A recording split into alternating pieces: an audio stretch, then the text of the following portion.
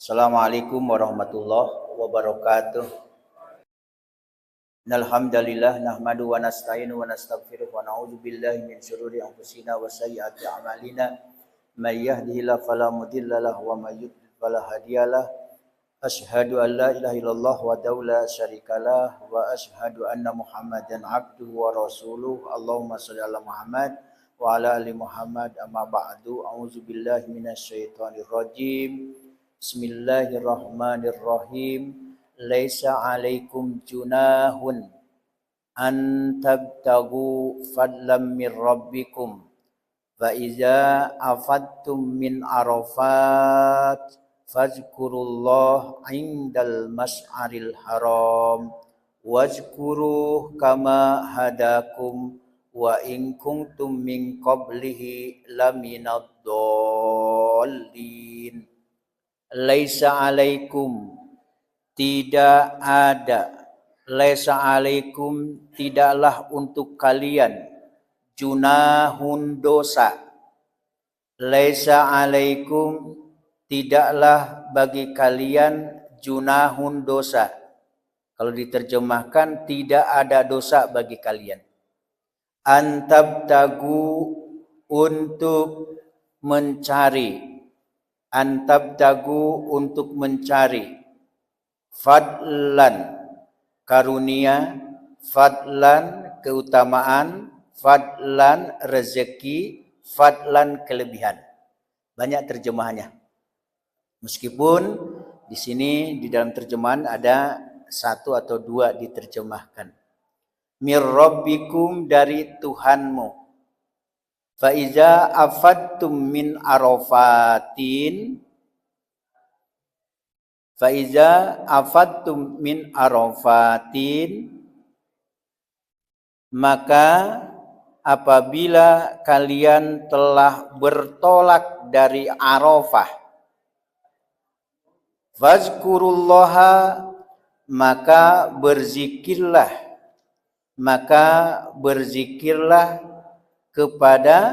kepada Allah. Indal mas'aril haram, di mas'alil haram.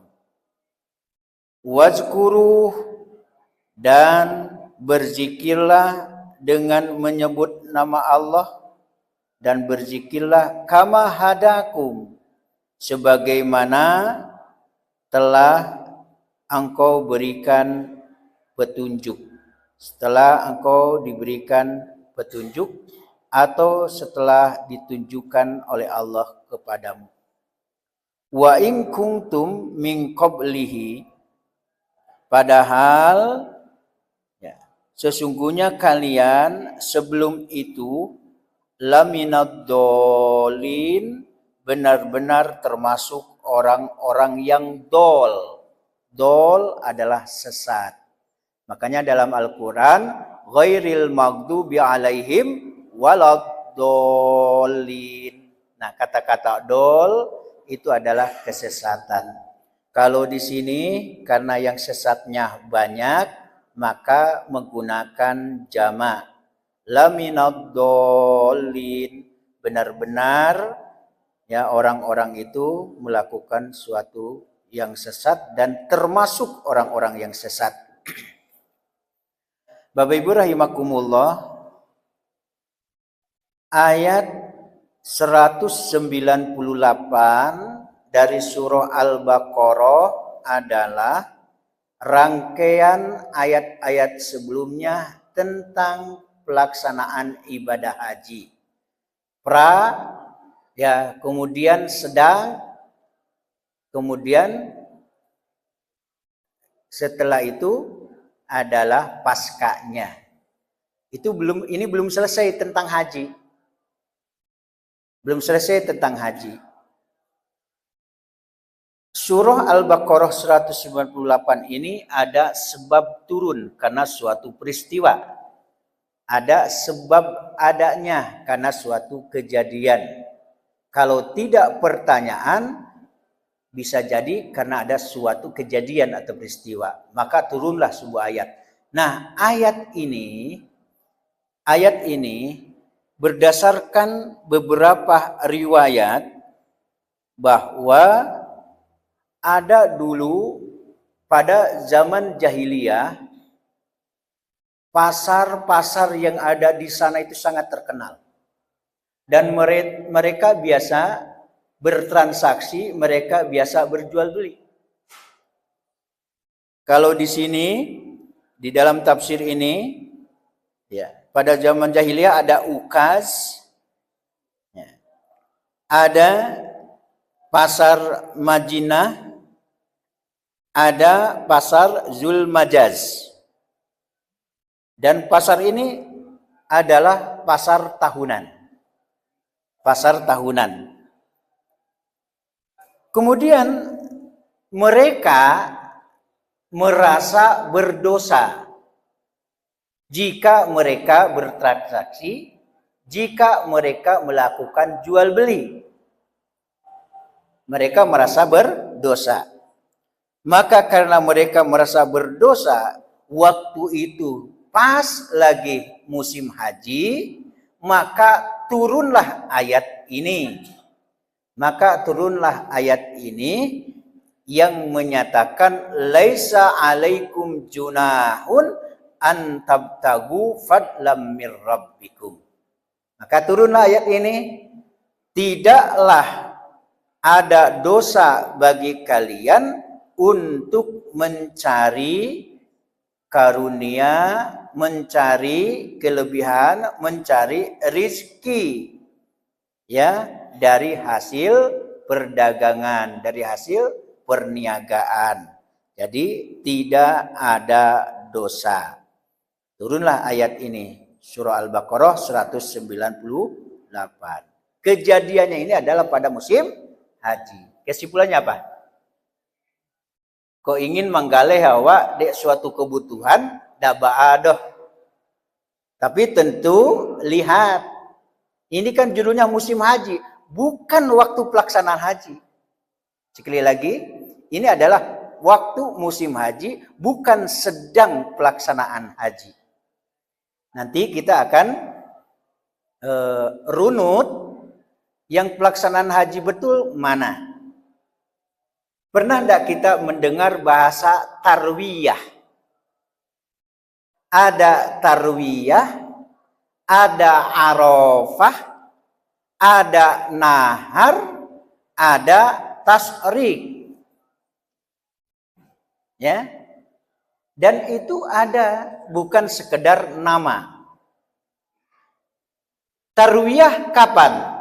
8 Zulhijjah. Kenapa dinamakan tarwiyah? Fima sabaq. Karena waktu dulu, sebelum itu, waktu dulu itu terkenalah istilah tarwiyah. Iza aradu al-khuruj mim Makkah ila Mina. Manakala mereka keluar, ya, dari Mekah menuju Mina. Dinamakan tarwiyah kapan? 8 Zulhijjah. Sekali lagi, 8 Zulhijjah dinamakan tarwiyah fi masabak, waktu dulu di mana iza aradu al-khuruj min Makkah ila Mina fil yaumi tsamin. Mereka hendak keluar dari Mekah menuju Mina. Kapan? Fil yaumi tsamin, pada hari ke-8 dari bulan Zulhijjah. Nah, ketika tanggal 8 bulan Zulhijjah tersebut, yatarawunal ma, ay yahmilunahum. Maksudnya adalah mereka membawa air. Jadi tanggal 8 Zulhijjah dulu ini dulu ya. Dulu mereka yatarawuna ay yahmilunal ma. Mereka membawa air. Sebagai bekal karena haus, begitulah perjalanan. Panasnya, hausnya mereka rasakan, akhirnya mereka membawa air. Nah, pada tanggal 10 Zulhijjah. Pada tanggal 8 Zulhijjah. Berarti ibu-ibu menyimak. Bapak-bapak juga memperhatikan. Tanggal 8. Nah, itu namanya hari Tarwiyah.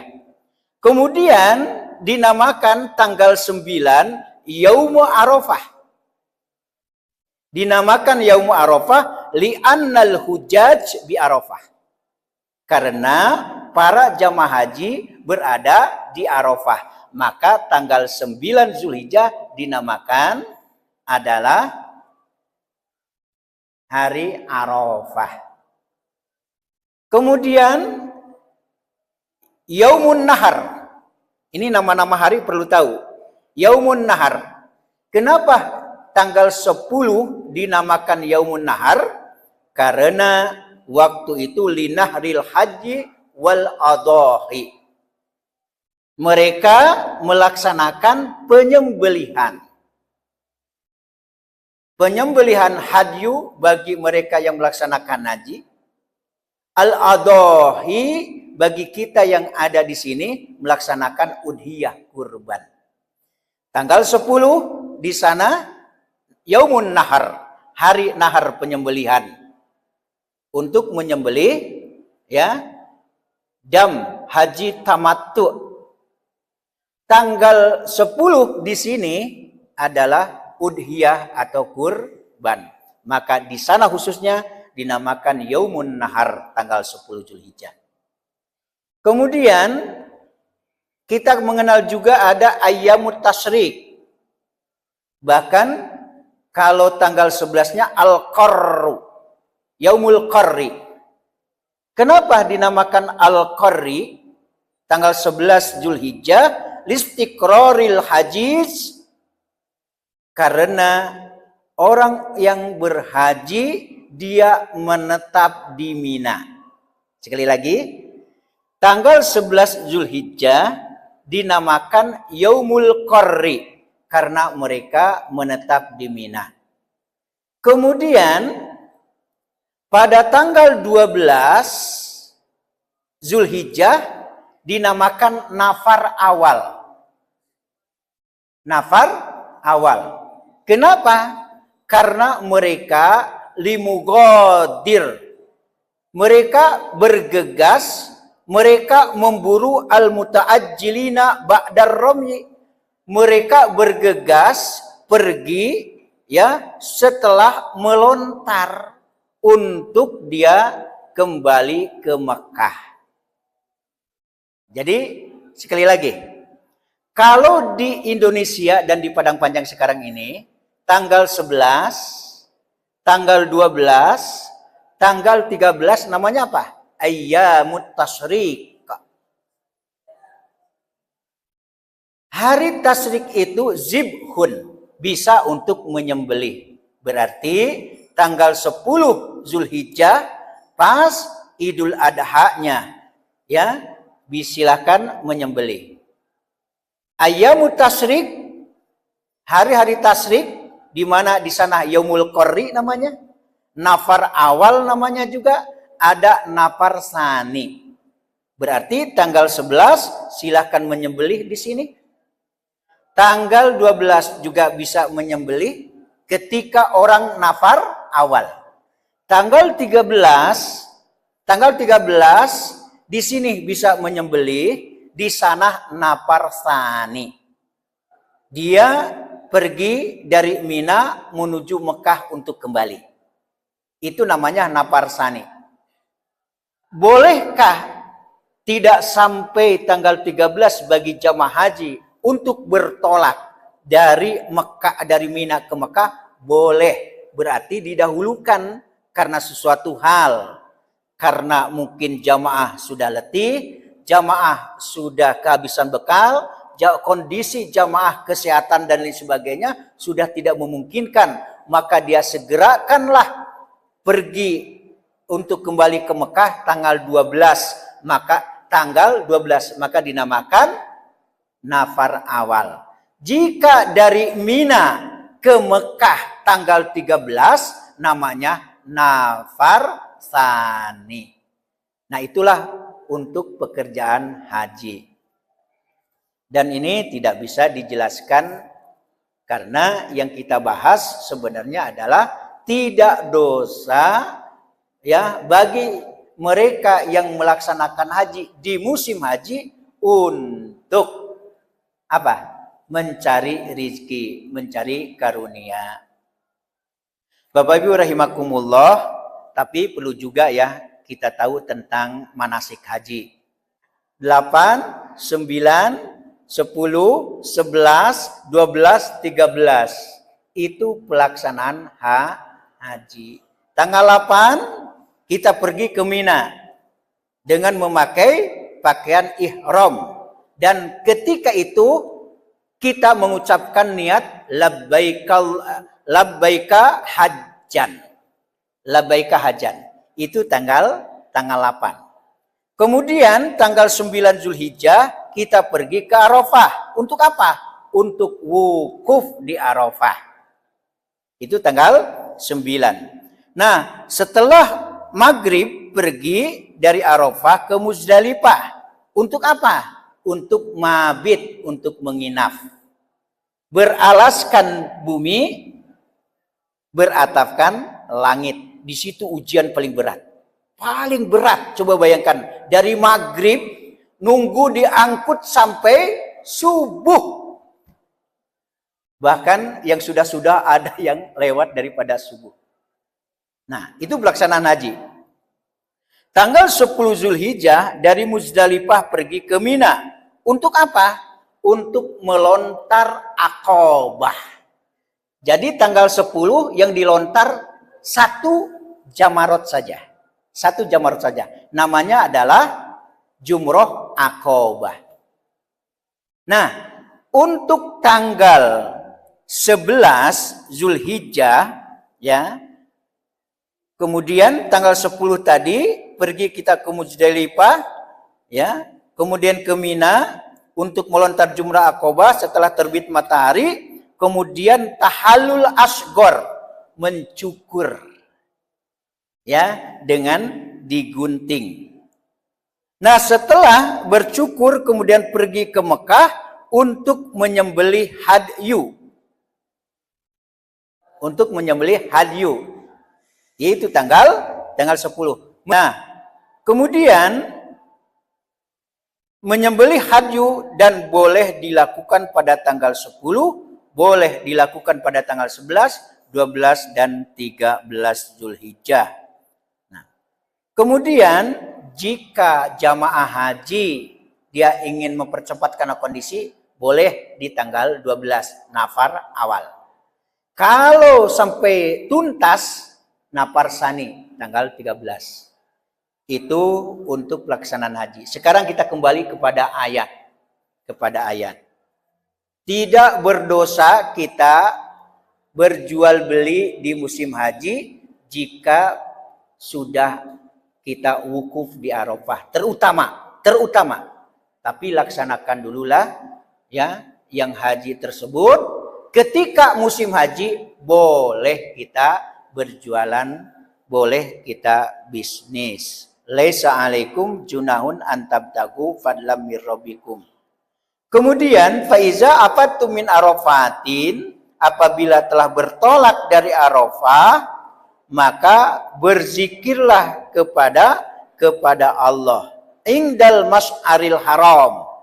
Kata-kata ingdal mas'aril haram itu adalah Arafah, Muzdalifah dan Mina. Perbanyak zikir. Ya, perbanyak zikir. Itu namanya mas'ar, di mana disyariatkan suatu tempat di sana di mana dianjurkan kita untuk memperbanyak zikir. Al-Haram karena di sana dimuliakan.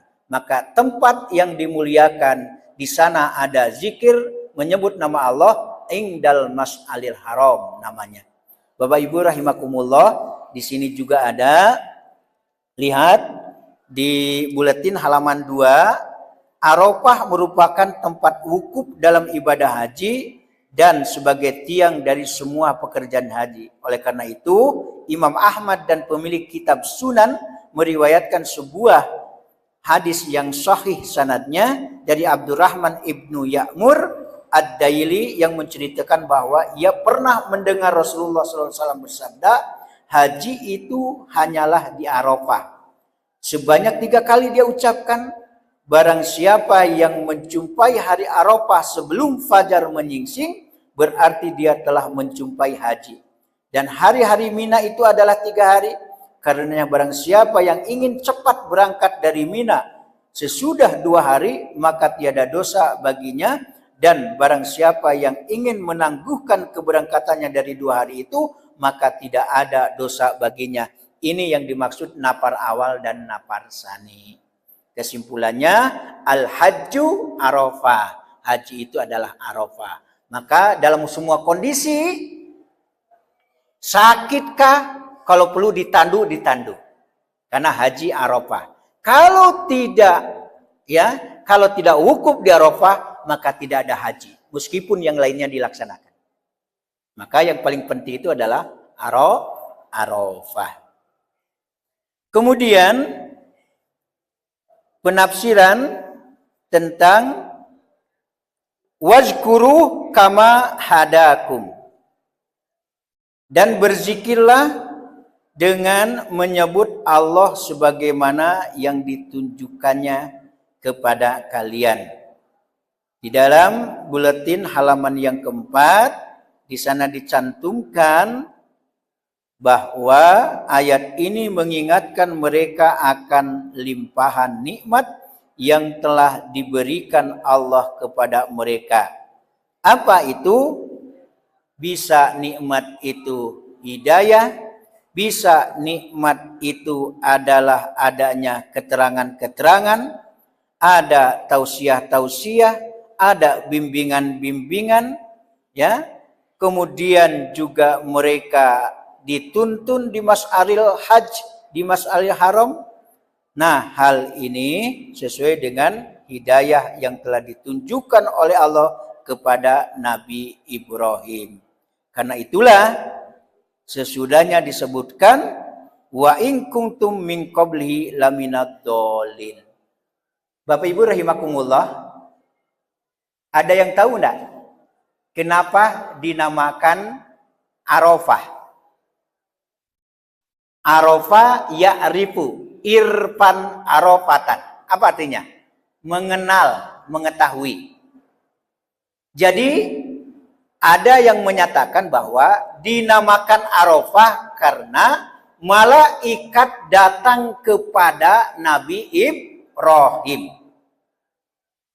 Datang kepada Nabi Ibrahim, kemudian malaikat memperlihatkan Tuha, hanya pandai lu bahasa Jawa. Caliak Tuha. Caliak tuh. Nah, itu kalau bahasa Pak Haji Acin, Parangkai, Tuha. Akece Nabi Ibrahim, araftu. Araftu. Dari kata Arafah, ya ribu. Araftu, apa arti Araftu? Oh, kalau iko ambo tahu. Kalau iko ambo kenal. Jadi aku mengenalinya. Maka dinamakan Arafah. Karena Nabi Ibrahim mengatakan Araftu. Ketika diperlihatkan tempat itu, Mas'aril Haram itu oleh malaikat. Oh, ambo tahu mah. Ambo tahu mah. Nah itu makanya Arafah. Makanya Arafah. Nah itu ada sebagian yang mengatakan seperti itu. Di penghujung kajian kita ada ungkapan yang barusan dibacakan, wa in kuntum min qablih laminad dhalin, dan sesungguhnya kalian sebelum itu benar-benar termasuk orang-orang yang sesat. Menurut suatu pendapat yang dimaksud dengan sebelum itu ialah sebelum adanya petunjuk tersebut. Ya. Menurut pendapat yang lain sebelum adanya Al-Quran. Menurut pendapat yang lainnya adalah sebelum adanya Rasulullah SAW.